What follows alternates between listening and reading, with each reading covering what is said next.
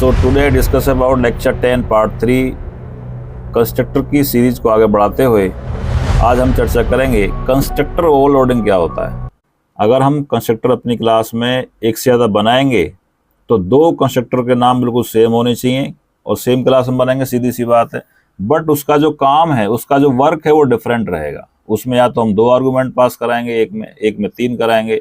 चलिए इसको आगे समझ देख लीजिए आप। सेम कंस्ट्रक्टर नेम, नाम तो सेम रहना ही है। आप जानते हैं क्लास के नाम जैसा कंस्ट्रक्टर होता है एक क्लास के अंदर, उसी नाम से बनेगा, बट उसका जो काम है दोनों का डिफरेंट हो जाएगा। ओके, उसको हम जॉब बोल सकते हैं, सिग्नेचर भी कह सकते हैं, वर्क भी कह सकते हैं, टास्क भी कह सकते हैं, नोन एज कंस्ट्रक्टर ओवरलोडिंग। अब जो अंदर टास्क की बात कर रहे हैं हम और सिग्नेचर की बात कर रहे हैं, उसका मतलब ये है कि उसके अंदर, किसके अंदर, कंस्ट्रक्टर के अंदर हम जो आर्गुमेंट पास करने वाले हैं उसकी हम बात कर रहे हैं। क्या मतलब है उसका, देखिए हम दो तरीके से कंस्ट्रक्टर ओवरलोडिंग को अचीव कर सकते हैं। फर्स्ट वे है कि हम दो कंस्ट्रक्टर बनाएंगे, मिनिमम दो तो बनाएंगे, 3 4 5 6 और भी ज़्यादा बना सकते हैं, but different number of arguments. इस चीज़ को आप ध्यान से सुनना, नोट करना अच्छे से अपनी कॉपी पे। डिफरेंट नंबर ऑफ आर्गुमेंट्स, जो आप आर्गुमेंट पास कराएंगे वो डिफरेंट होने चाहिए। नंबरिंग, यदि आपने पहले में एक आर्गुमेंट पास किया तो दूसरे कंस्ट्रक्टर में हम दो आर्गुमेंट पास करेंगे, या 3 भी कर सकते हैं, 4 भी कर सकते हैं। डिफरेंट होने चाहिए, संख्या की बात कर रहा हूँ मैं। पहले में एक तो दूसरे में दो, यदि पहले में दो ले रहे हैं तो दूसरे में एक लेना है या 3 लेने हैं।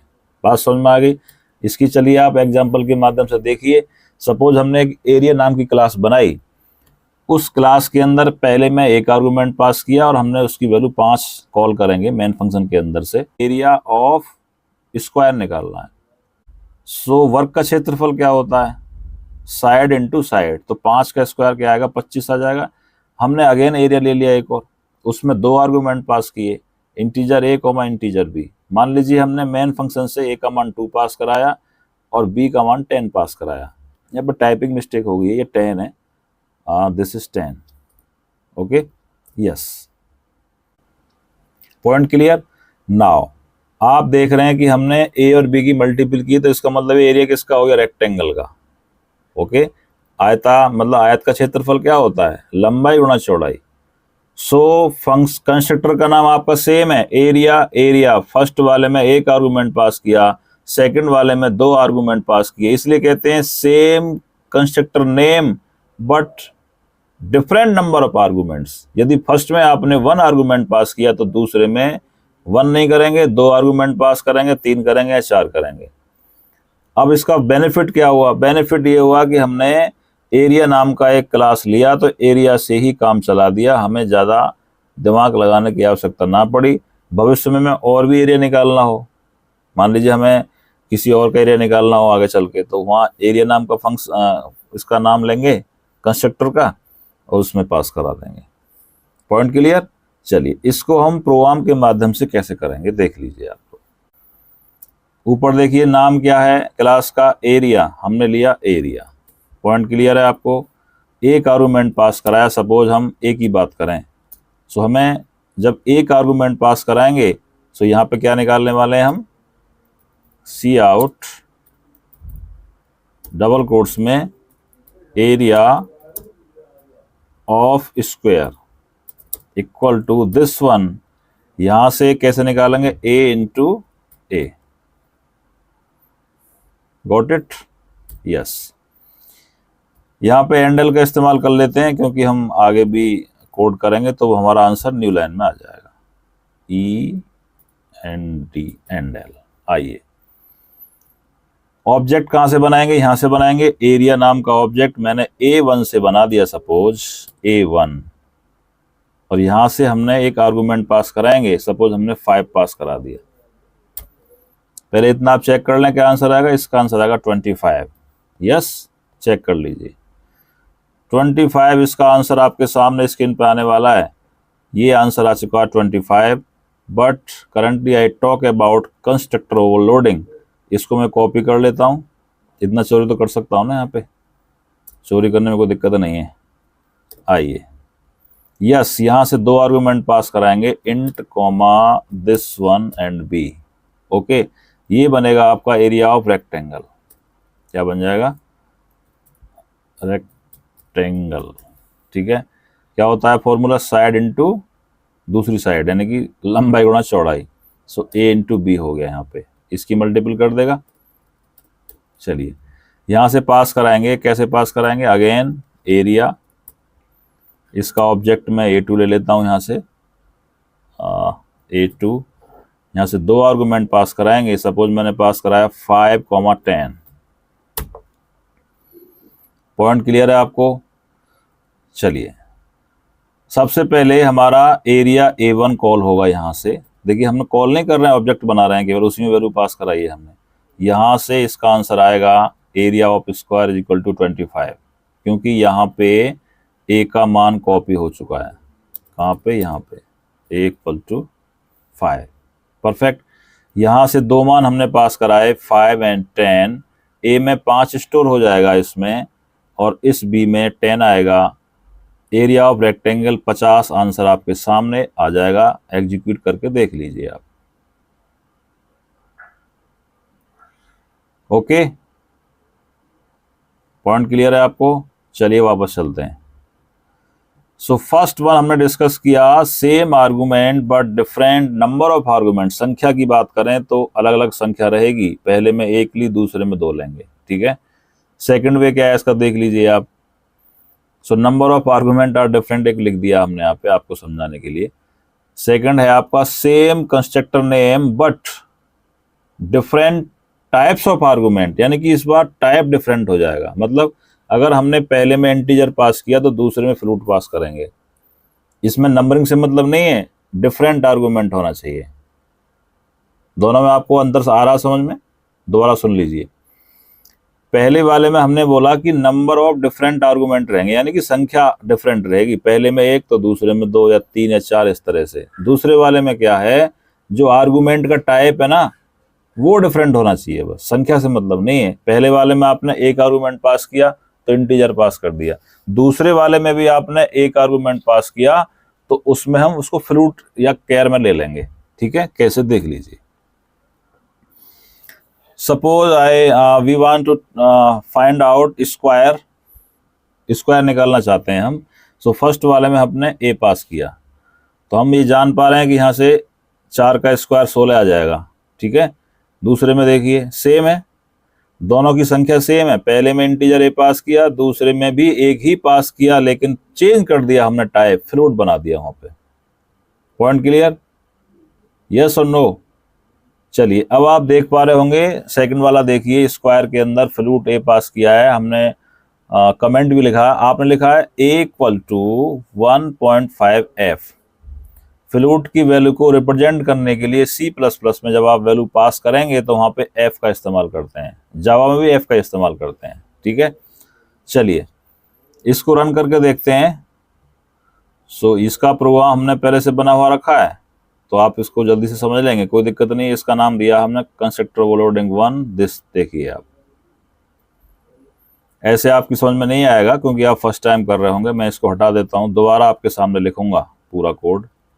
ठीक है, इतना तो कर ही सकते हैं कि स्क्वायर को मैं रहने देता हूं यहाँ पे। मेरी इच्छा ये है कि मैं ए का स्क्वायर निकालूं, उसमें मैंने यहाँ से इंटीजर ए पास कर रहा हूँ। ठीक है, नाउ ओपन किया इसको। अब मुझे लगता है कि मैं इसका स्क्वायर करूंगा, तो स्क्वायर कर लीजिए, क्योंकि मैं स्क्वायर चाहता हूं।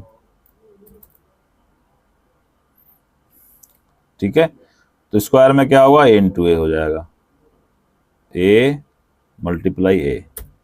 एंडल का इस्तेमाल कर लेते हैं, क्योंकि मैं आगे जो कोड करूंगा वो मैं चाहता हूं कि मेरा न्यू लाइन में चला जाए। ठीक है, नाउ यहां से आपने इंटीजर पास किया है, तो इसलिए हमने 5 इंटीजर टाइप की वैल्यू ले ली। और S1 आप जानते हैं हम ऐसे ऑब्जेक्ट बनाते हैं। ठीक है, इसको किस टाइप का कंस्ट्रक्टर बोलेंगे साथियों? बोलिए। इसको बोलेंगे पैरामीटराइज कंस्ट्रक्टर, है ना, क्योंकि यहाँ से पैरामीटर पास कर रहे हैं। चलिए पॉइंट पे आते हैं। पहला सेम हो गया, दूसरे को हम कॉपी करके इस्तेमाल कर सकते हैं। कोडिंग का ध्यान रखेंगे, 1 टैप का प्रेस करना होता है हमें। यहां से इसको मैंने कॉपी करके पेस्ट कर दिया। ठीक है, अब मैं फ्लूट ले रहा हूं। यहाँ पे क्या ले रहा हूं? फ्लूट। क्योंकि पॉइंट ये है कि दोनों के नंबर ऑफ आर्गुमेंट सेम रहेंगे, बट क्या, पहले में आपने इंट पास किया तो दूसरे में फ्लूट या केयर पास करेंगे। यहां से आपने ए ले लिया, अब फ्लूट वाले का हमने अगेन यहाँ पे कर दिया, हैंडल लगाने की आवश्यकता नहीं है यहाँ पे, ठीक है। नीचे आइए, यहाँ से फ्लूट पास करूंगा, कैसे समझेगा ये, इसको कॉपी कर लो, दोबारा से कर लिया आपने, पेस्ट करिए। फ्लूट की वैल्यू को पास करने के लिए, हमें एफ का इस्तेमाल करना होता है। मान लीजिए मैं 1.5 लेता हूँ, 1.5, ठीक है। अगर मैं यहाँ से 1.5 लेता हूँ तो इस केस में क्या आंसर देगा, एक बार चेक करते हैं इसको, ठीक है। मना कर देगा, क्या बोल देगा, call of overload square double is ambiguous, ठीक है। या तो आप इसको डबल बनाओ, मैं चेक कर लेता हूँ एक बार इसको, मेरा भी डाउट क्लियर हो जाएगा। DOUBLE, डबल है, देखें क्या होता है।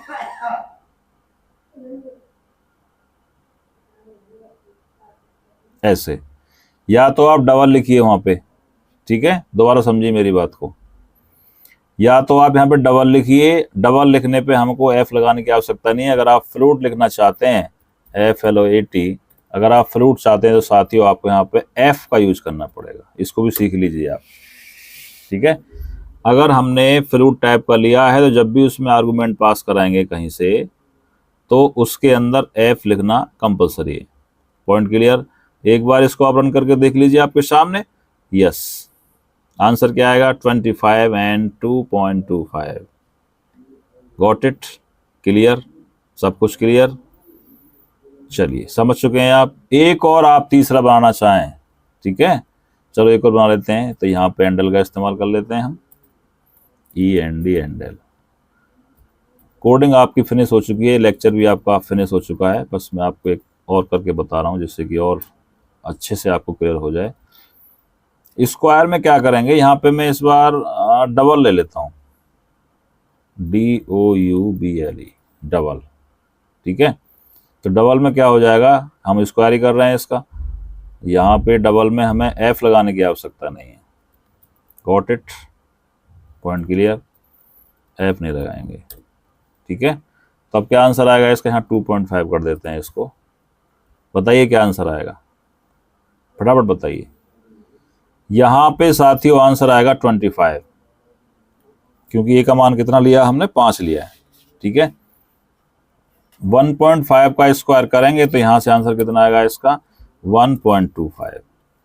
लास्ट में आपने 2.5 किया है तो 25 का स्क्वायर हम जानते हैं 625 होता है, तो पॉइंट में क्या किया जाएगा, 6.25। चेक करें इसको, चेक कर लीजिए आप। ओके, ये कह रहे हैं कि भाई साहब आपने ना सेम ऑब्जेक्ट का नाम ले लिया, तो ये आपको S3 में कन्वर्ट करना पड़ेगा, ठीक है। चलिए, आंसर आपके सामने 25, 2.25 एंड 6.25। एक एक्सपेरिमेंट में और अभी आपके सामने कर रहा हूँ, मेरे माइंड में अभी एक बात आई है कि मैं यहाँ से अगर इंटीजर ही पास करूँ इसको, ठीक है, 1 पास किया, इसको मैं हटा देता हूँ, ओके, और इसको भी मैं यहाँ से हटा रहा हूँ। इस केस में क्या करेगा ये, देख लेते हैं, अभी मैं भी देख लेता हूँ, आप भी देख लीजिए। इंटीजर अगेन ए लिखते हैं तो इसको हटा दो यहाँ से, और हैंडल को भी हटा देते हैं, इसको भी हटा दो फिलहाल। एक्सपेरिमेंट चल रहा है केवल, ठीक है, काम तो फिनिश हो चुका है। देखिए, ऐसा नहीं कर सकते, कैन नॉट बी ओवरलोडेड। अगर आप ऐसा करने का प्रयास करेंगे, कंस्ट्रक्टर का नाम आपने सेम लिया, यहाँ तक हम सही हैं। अगर आपने दोनों इंटीजर इसमें भी लिया और इसमें भी आपने इंट लिया, तो साथियों आप ऐसा नहीं कर सकते, चेंज करना पड़ेगा। एक को फ्लूट बना लो, एक को इंट बना लो, ठीक है। आई होप आपको क्लियर हो गया होगा। सो हम वापस चलते हैं।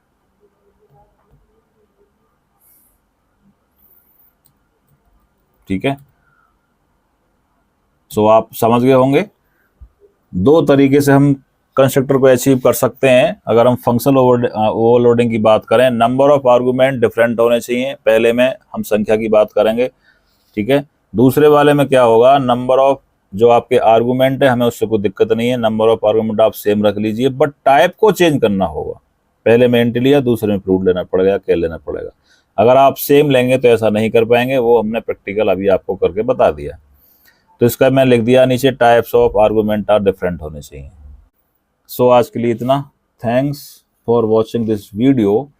नेक्स्ट लेक्चर में लेके आऊँगा मैं आपके सामने कंस्ट्रक्टर का लास्ट टॉपिक का नाम रहेगा कॉपी कंस्ट्रक्टर। ठीक है। सो एक असाइनमेंट मैं आपको देता हूँ, असाइनमेंट आप नोट कर लीजिए। असाइनमेंट क्या रहेगा, write a constructor with respect to area of, note करिए, write a constructor with respect to, first आपको निकालना एरिया ऑफ स्क्वायर, सेकंड आपको निकालना एरिया ऑफ रेक्टेंगल, और थर्ड आपको निकालना एरिया ऑफ सर्किल। ठीक है।